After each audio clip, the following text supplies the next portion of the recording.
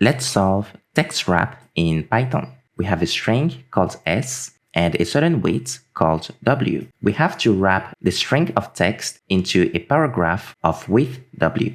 Let's look at the example. If this here is a string, the full letters of the alphabet, and the width is 4, then we need to wrap this string into multiple lines of 4 characters each. And that's what it should look like. We have 4 times 6, which is 24, and the last 2 characters at the end. You don't need to write any complex function. They already import the textwrap library. So if you look here in Python, they say that textwrap can be used to wrap or fill some text strings. So to solve this, you only need one line.